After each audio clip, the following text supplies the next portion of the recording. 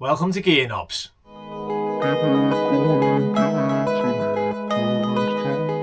Guys, welcome back. I know it's been a while. Awfully sorry, just been up the wall with life. So, this video is going to be a little bit unusual. Quick update on the Puma. We are still underway. There'll be a video out in the next week or so with the other side being welded up and us hopefully starting to get the axle and everything back on it, because I want to get driving it before we lose what nice weather we've got left. But today, we're on something a little bit unusual. Well, I say unusual, it's just a service, but the car's unusual. Let's go have a look. For me, when I say unusual, it just means it's new. So, we're on with a nice C-Class today. It's a family member's. So, we're going to give it like a PDI. As if you were buying it, you know, we're going to go round it, make sure everything works, everything's okay, tyre tread depths, all the usual, check the brakes, give them a heads up if anything's going to need doing soon. And while I'm there, I'm going to give it a nice service, oil, air filter. I'm going to do a DTC read with the Autel. We're going to see what's going on with the engine. And yeah, for anyone interested, oil, good old Granville, C3 spec. Now, as I always bang on, 530 is not 530, 1040 is not 1040. Engines these days are very particular to the additive specification. So we have got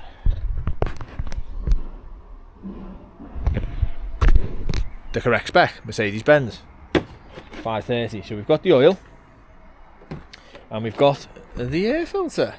Yes. Now, £60 odd. Oil, air filter, and oil filter. Yeah, so we're going to crack on with that. So we'll get it jacked up. I'm going to do it on the old trolley jack and axle stands today. Good old basic driveway servicing. Let's crack on. So, as always, this is me showing you how I personally do a service. Not always the correct way, or should we say it's not the only way. So you take this as not a guide or a how-to. This is just, I'm doing a service on a C-Class. So obviously, first things first, you'll want to find the bonnet release. Most cars are just a little lever down in the footwell, one side or the other. Some cars are under the column, old Fords are under the column. Merc, because it's a Mercedes, is a red lever under the dash. Give it a pull, bonnet will flick up. Get the bonnet open. Right, and then you'll be presented with a nice big bit of plastic. Quarter turn twist, lift up, pop it off some studs, loose that now, don't rag it up. It is pushed on that way to two studs. You will find these broke because people yanked them up. So we lift up at the front and pull forward. You see now what I'm on about. And then put that somewhere nice, just so you don't lose it. Good old bin, wheelie bin. Yay! Wheelie nice. Hey. Oil filter housing. Years ago it was dead simple. Canister, straight on. Recently a lot of cars have gone back to paper cartridge filters that you push in. Some are underneath, some are on the side. A lot of modern stuff is on the top, designed so that you can do oil suction instead of having to take out the sump. So we're nice and clear there. We haven't got any obstructions with this one today. So tool wise, I'd love to tell you there's one tool for everything. There isn't. Now, as I always say, we like to keep things cheap, we like to keep things simple. Unfortunately, if you're doing a lot of different cars, you're going to need a lot of different cups, caps, tools, straps for getting oil filters off. However, you can get, and I'm going to show you, because mine's old, mine's cheap, it's not expensive. You can get kits off Amazon, eBay, everywhere really, for not a lot of money. Mine's not even complete now, I'm missing stuff. Oil filter wrench set. I'll be honest, I use about 4 of them on the set, so you don't really need the full set, but you might as well just have it. I use these little ones a lot. for getting on the hexes. When them plastic caps like the Mercedes has got a hex on, great. Just put a socket on, away you go. When they're flat, like the Mercedes one is, you need a cap to go on, so you need a cup. You need the right one. See, they're all weird notch outs and shapes and what have yous, and some are a lot deeper. I'll put a link in the description to a cheap set that does most, and I'll also put a link to a couple of other little tools that I find are really handy. I've got a strap which is handy for canisters that have been screwed on too tight, and then a couple like this that when you wind it grabs. Great for anything metal, not really great on plastic though. So yes, so we'll get to taking the oil filter off, and then we'll get the car jacked up, some plug off, and let the oil go. This might not be the right cap, but it fits. So a little bit snug going in. There you go, we're in. So now we can either put a ratchet on it or a spanner. Luckily enough, I don't think this will be too tight, which it isn't, which they shouldn't be, being a plastic cap. Most have the torque setting on the top.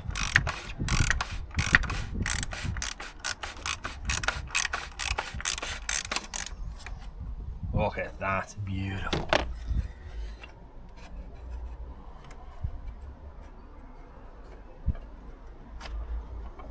Take your time taking this out. You don't want to get oil everywhere. Look at that. No mess. Nice and clean. Now, to be fair, yes, it's black. Black's not a bad thing. That means the oil's got to it. Oh, I've got oil on me. No! But if we look at all the cartridge side, it's not collapsed. That's good. So, that's okay. When you buy your filter, buy a decent brand. That doesn't mean it has to be expensive, it just means a brand that comes with all the seals, it's the right filter, it fits nice. Foreign, I have no idea who these are, but a motor factor that I have always used has always stocked these. Never had an issue with them, so I don't mind fitting them. I have had issues with some filters in the past, and look at that. We have our nice new filter. Now look, that's what I was saying before. All the lines are not squished, not collapsed. Used one, still okay, which means it's not been in there too long, which is good.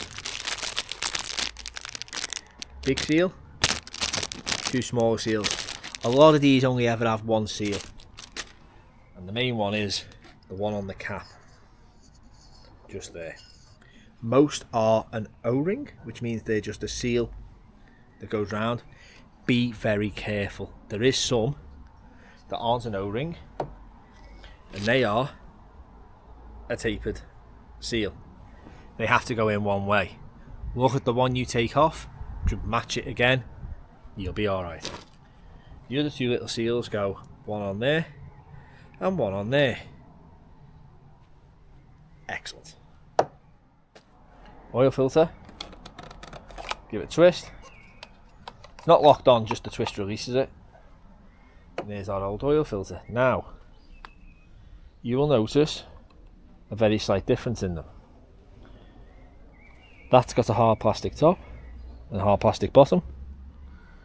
This hasn't, this has got the felt. It's fine. As long as the overall height is the same, which it is, it will be lovely. So we drop that back on.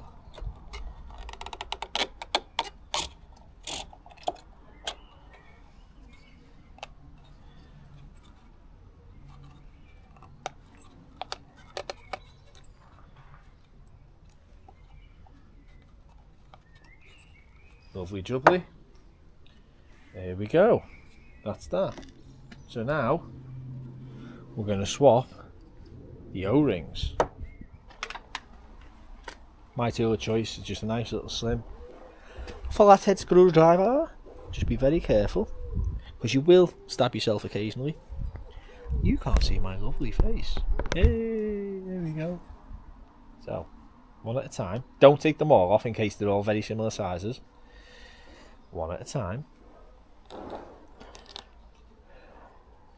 Not too hard, that's quite okay that. So let's swap that one.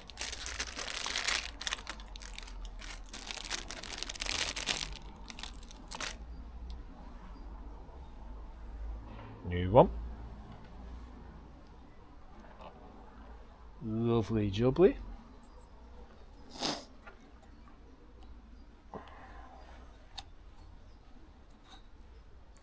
So just roll it off.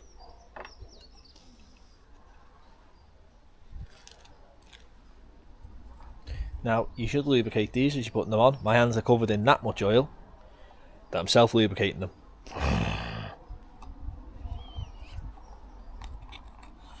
There we go, that's that one on. And as I said before, the main one, this big rubber seal here. There you go, this one normally comes off pretty easy. Here we go, look at that.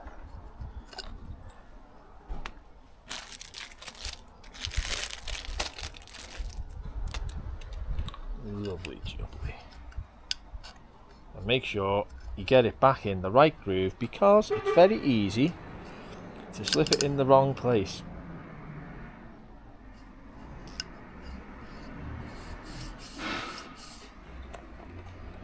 And that is that. So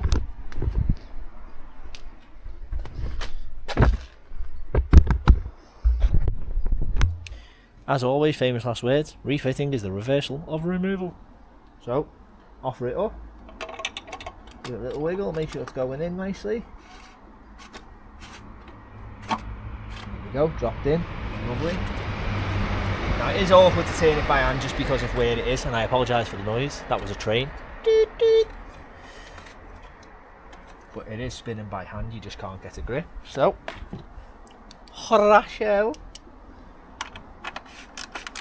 And it should be lovely and easy to turn like that. And then what you're watching for is your plastic housing coming up to contact with the lower housing, which on this is aluminium.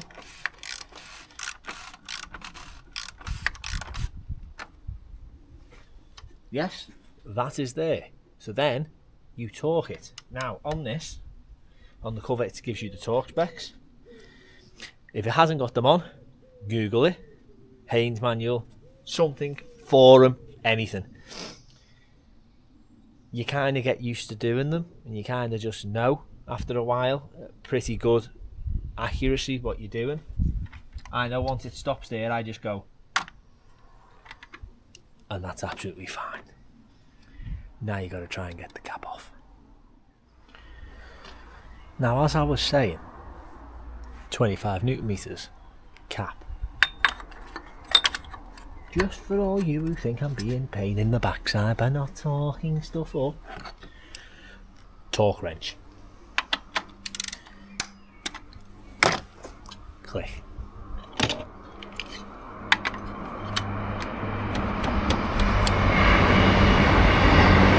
Sometimes they're a bit snug. So that's that. So I wonder what's next. Well, you've guessed it, we've got to jack it up. Got to pump it up, you know.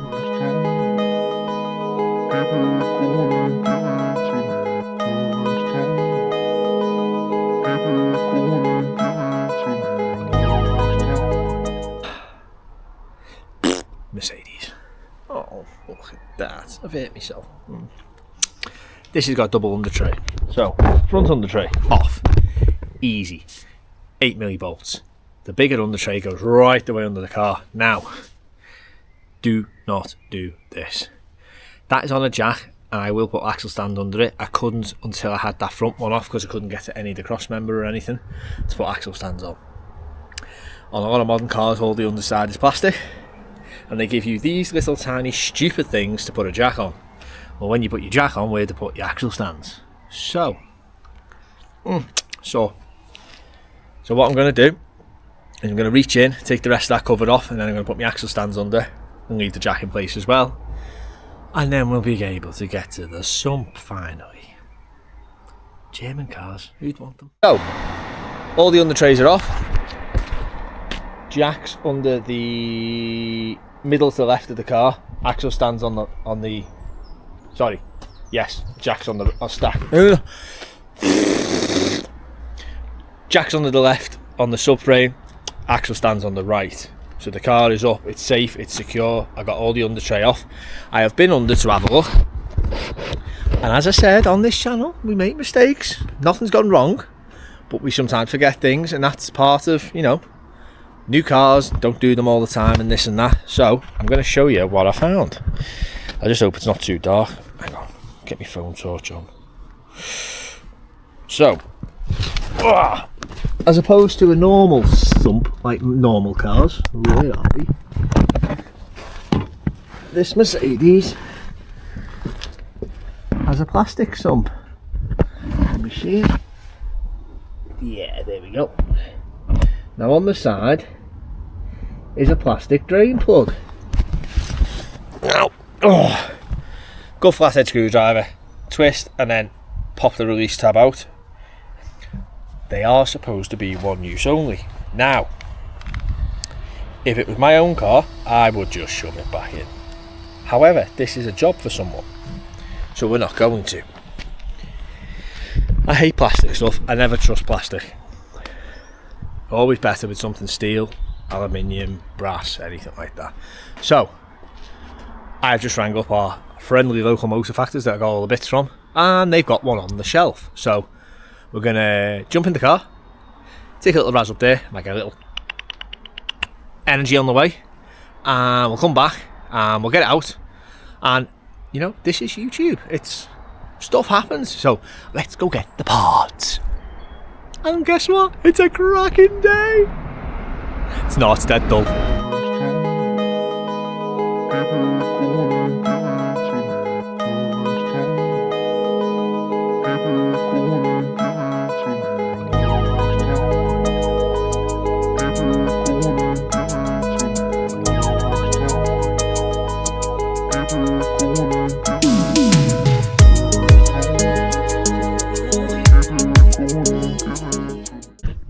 So we're here.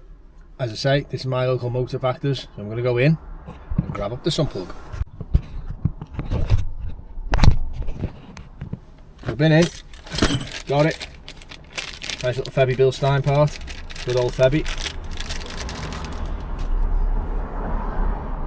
That's the offending article there. As I say, being plastic, you know, it says not to reuse it, and you shouldn't. I have done, but because this is for someone else, we are going to replace it with a nice new Febby Bilstein part, and we're not going to have any issues. So now we're going to head back, get ourselves some jug and crack on.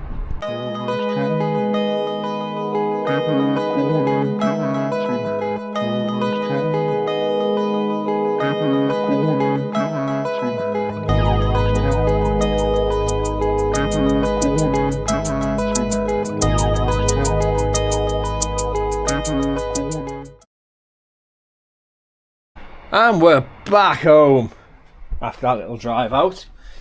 Oh, so we got the sump plug. Oh, got the sump plug back home. So we're gonna take the old one out, drain the oil, pop the new one back in, fill it up with some go-go engine oil. Start up, make sure everything's okay, and then do the service reset. We'll do the air filter, and then yeah, we'll do a quick little once over on it. Sounds good. It's draining out nicely, and there's the oil. You can't even see that, can you? Best go clean myself up. My wife's gonna kill me if I get that on the driveway. Alright, let's stand you up somewhere so you can see.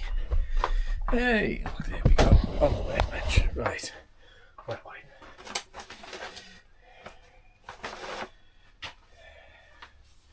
Always wear gloves. I know I don't, but do as I say, not as I do. Right, you should wear gloves. Not good stuff. Right. Yep, there's the old one you can see. Now, yeah. You would never tell whether there was anything wrong with that, really, unless it was something obvious like it was cracked or split. But as I keep banging on, they do say do not reuse, so if something goes wrong and you reuse it, it's on you, not me, blah de blah de blah de blah. So we're not going to use it. We're going to put this nice new Fevi Bilstein one in. Now when you pop it in, obviously make sure you can find its location as you turn it in.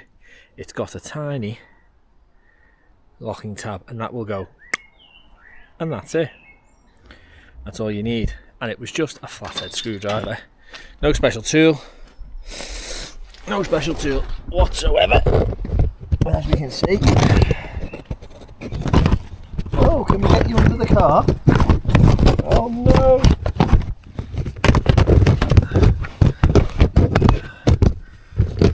We are draining out nicely.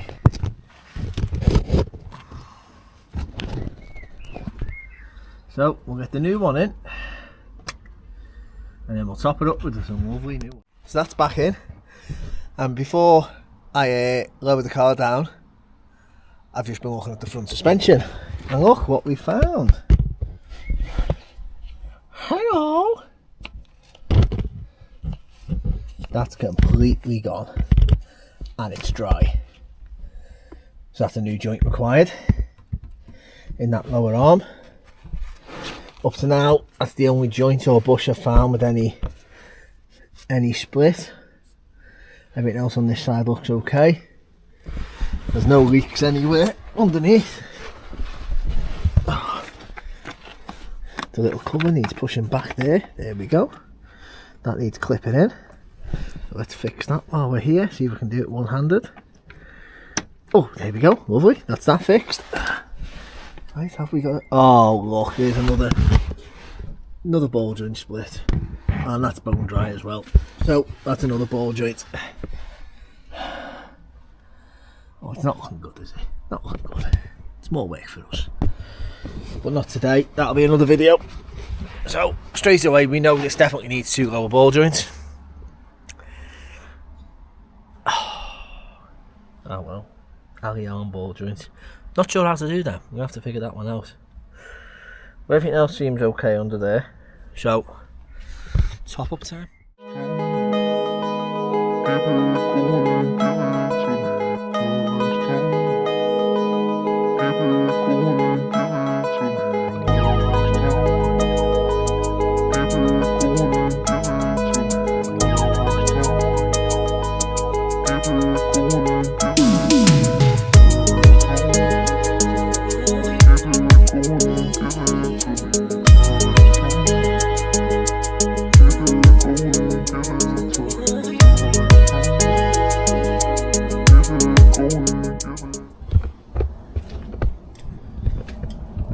So, oil's in.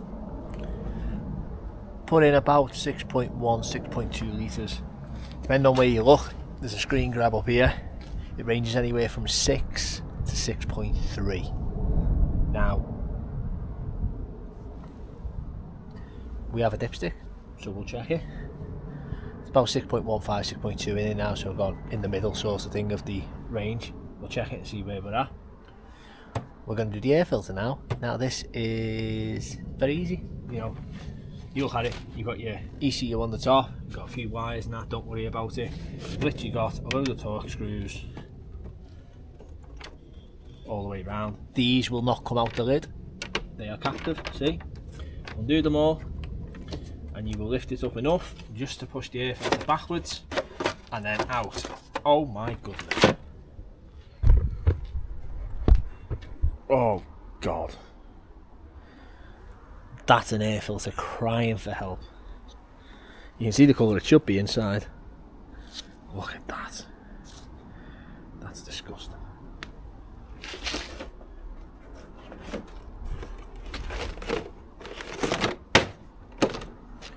Nice new one. Lovely. Let's get that one in. Oh look, we've even got a metal gauze on this one. Now this one has got a little tang on it. So I'm assuming it's got got to go in a certain way, which looks like up, but before we put it in, clean that out a little bit. There we go. Lovely. So, push it in. Slide it down, pull it back to you. There we go, like that. And that should drop on to there.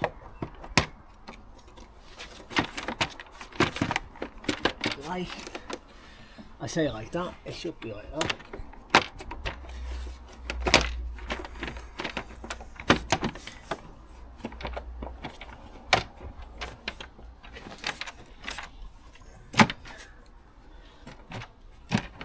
Yeah, that's it. So, we'll put the back screws in first.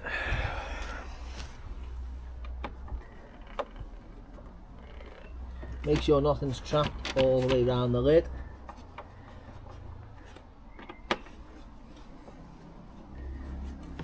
And they are T25 Torx. Again, don't need fancy tools. I've got a little set of cheap screwdriver, Draper, little Torx on, ideal for doing all your air boxes and stuff like that.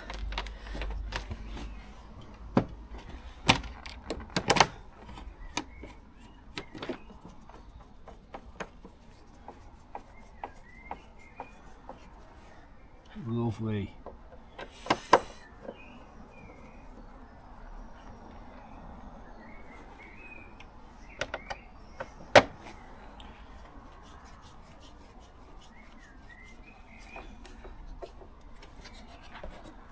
Now make sure you don't miss any. Make sure nothing's trapped all the way around. Last one.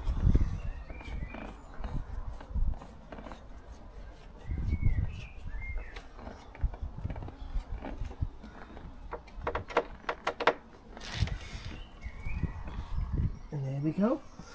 Voila. So, air filter, oil filter, oil. We'll give it a few minutes. We'll take the jack out and the axle stand. We'll check the level. Don't forget to put your under trays on. And we're going to have a look at the fluid levels now. So, let's have a quick squint. The car is cold, it's not been driven, so. Lovely. Right where it needs to be.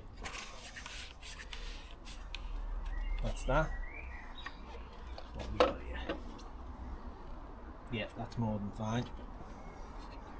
Right, screen wash. Can't see it, so let's top it up. Top the screen wash.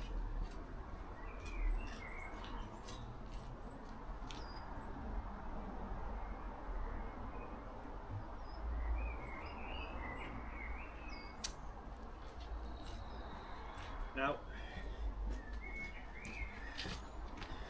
screen wash is the big bear in my life. Just put screen wash in. Bloody hell, put water in. As long as there's something in your windscreen, you can clean it. If you're doing a lot of work on cars, buy a big, massive tub of concentrate. Dilute it down and make a load of little bottles. If you only do with old cars, these are great. Look at them, little sachets. Euro car parts sell them in tubs. One sachet in the car, top it up with water. It's fantastic. But always put something in. The amount of people I see driving down the motorway with windscreens that are minging and dirty and you can't see out them and there's no water in them. It's plain stupid. It's not hard. Not hard at all.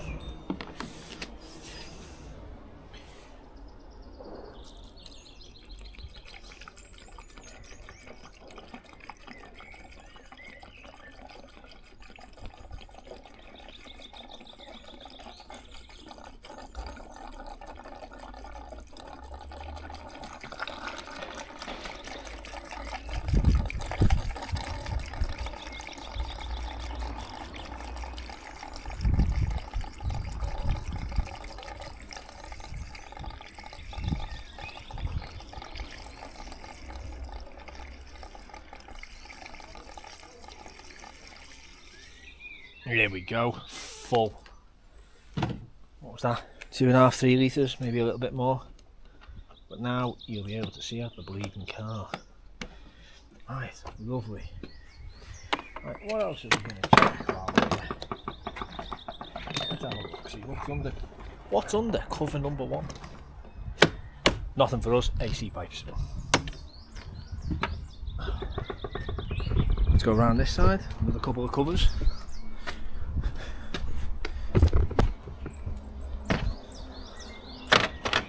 Stay.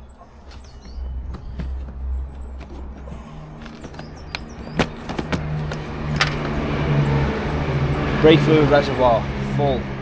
Lovely.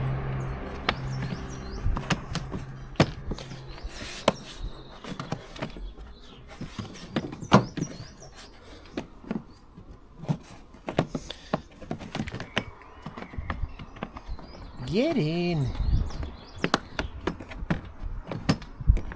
In there. In there. And in there. There we go, that's that. What have we got under this one? Nothing. Suspension mounts. So, all fluid levels checked and topped up. So now, let's have a little quick visual. You can spot a lot of stuff on your car just walking around, so let's have a little nosy. Front tyres. Tread's good. No uneven wear. Lovely. No chunks missing anywhere. That's what we like to see. Brake pads can be a bit awkward to check. You have to sometimes get your finger in, have a feel. About 5mm on them. Upper ball joints are okay. No obviously cracks or anything in the aluminium. Looking good. Onto the rear. As you're walking down the side of the car, make sure things like wing mirror, stuff like that are okay. Ooh, rear tyre. That needs doing. Yeah, it's perished on the outside and it's coming up pretty much to the wear limits. That'll be close to illegal soon.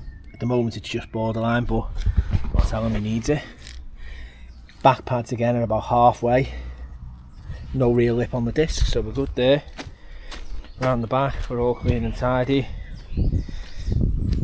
What's the other tyre like? Just as perished. On the wall, no nicks out of it though, which is good. Yeah, we're running low on tread there. I say low, there's no tread, it's buggered off. Brake pads are okay.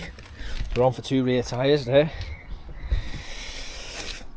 Front, load of tread, they've been done. Yeah, they've been done. Front pads again, get my finger in. This is why I say do certain things cold, because you don't want to touch these when they're hot. You know I've done that, haven't you? Yeah. No lip again. Ball joint, no, we're all good. No splits, no cracks in the aluminium anywhere. Yeah, all looks nice and clean, no leaky shocks. Yeah, as I say, this is just a, this is just a visual inspection, Instantly just walking around and having a look under the car while we're doing service. We found 2 front ball joints, 2 rear tyres. Instantly you need them done. Get them done, do not wait. Get them done now, and that way when you go for an MOT you instantly know they're okay. It's serviced. It's better to do things progressively than go to an MOT and they go, oh sorry, you need 2 ball joints, 2 tyres, it needs a service, your engine management light's on, your service light's on, and God knows what else, and all of a sudden you're lumbered with a bill for 600, 700, 800 or more pounds on modern cars. Better keep it on top of stuff. So I'll tell him he needs 2 rear tyres and he will need 2 ball joints. It isn't knocking, surprisingly, but he needs them. So I'm going to put the under trays back on, check the levels, get it on the ground, and then we'll get inside and we'll do a DTC read and clear, and we'll reset the service light and everything.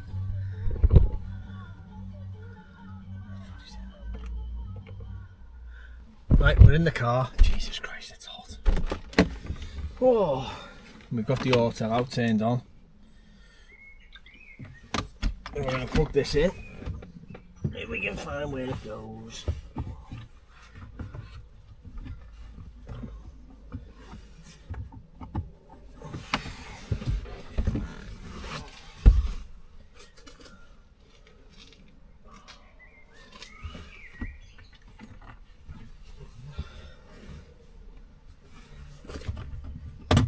Oh, look at that.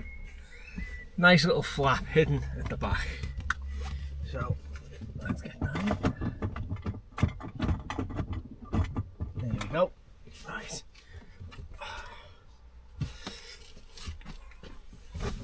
So, ignition's on. Right. Let's get these fans on. I know the engine's not on, but let's get some air in. So, remind me. Right, let's do a full diagnostic scan. Also detect the VIN. Now, you've seen me use this a couple of times now. For people who are just doing odd little services and cars, this is not worth buying in the slightest. However, you can buy little cheap ones, and for things like basic service, like reset, stuff like that, to be fair, you'll be alright with them. I like Autel. There's a few big major brands. There's Autel, there's Launch, Top Don, and they all do cheap to mega expensive. This was mid-range when I got it. This was about 1500 quid when it was new. This is a few years old now, but it's still more than enough for what I need. However, my friend bought one, and it's one of the cheap ones.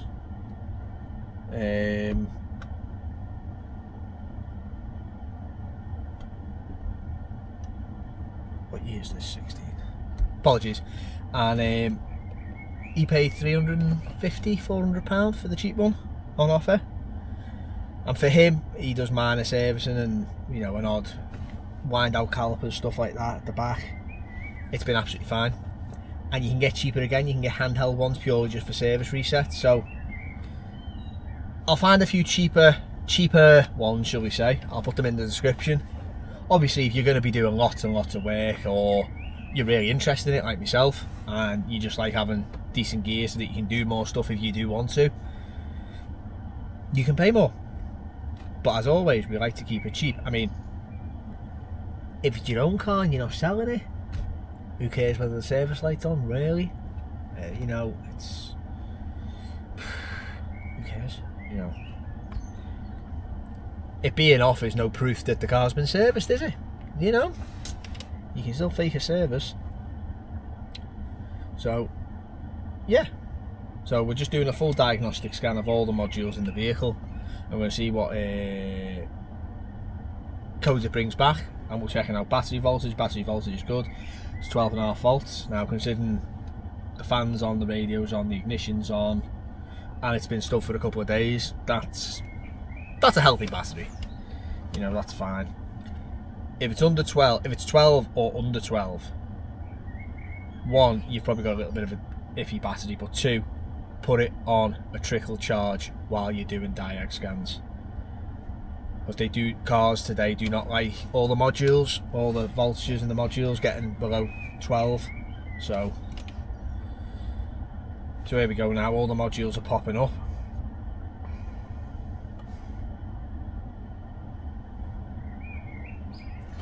Tell you what I will do, so I can put it in the video for you. See if this works, it might not.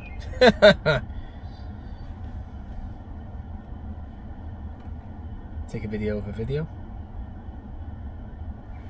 Ooh.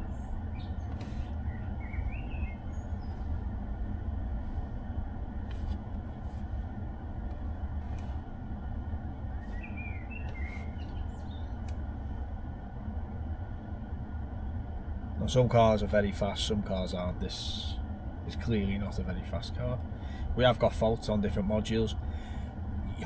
You will find, don't be scared when you see a fault. A lot of the time faults can be occurred because it's had an issue, it's been fixed and someone's not cleared it, Things like doing a diagnostic scan with doors open and the radio on can throw up faults. You'd be amazed. You're looking for ones that stand out. So these are our faults, so let's do a quick report. So our quick report is showing one fault for engine module. Stored fault. Knock sensor 2 cylinder 1 bank 1 is faulty. Right, okay. Transmission control issues. Communication with the central gateway module. Steering angle sensor issue wasn't received. Passcode. Shift module passcode. Front keyless go antenna is faulty at a current and stored. Rear view camera faulty. An outside door handle lamp is faulty. So, right. Oh. So what I'm going to do is do a quick erase. That'll delete every stored fault, one by one. Any that instantly come back, you know, they're permanent faults. Or if they come back after a bit of driving, you know, that is an active fault that we've got to look at. I say this is not the right way to do it, this is just how I find it easy to do. Have a read of what you've got, delete everything, and go from there. So I'll do that. I'll reset the service light, and then we'll start it up. Well, there we go. I was a little bit of a nightmare. So yeah, auto, cleared all the codes, checked the oil level, we reset the service indicator. Bit of a faff having to do it, you have to put dates in and stuff like that with the Mercedes when you've done it and this and that. So we've done it, started it up. I'm going to let it get nice and hot. I've just done a live read then. There's no faults popped up as of yet, so if there is anything it might show up when it drives, but as of now that's a service, oil change done, an air filter done, all fluid levels checked, screen wash topped up, service light reset. We've assessed the car quickly. We found 2 tyres and 2 ball joints need doing, so that we can do them for another video. As always, thanks for watching. If you like more like this, let me know. Like and subscribe. There's a link for the subscribe. More videos down here, and we'll see you again soon on hopefully more Puma project. Ta-da.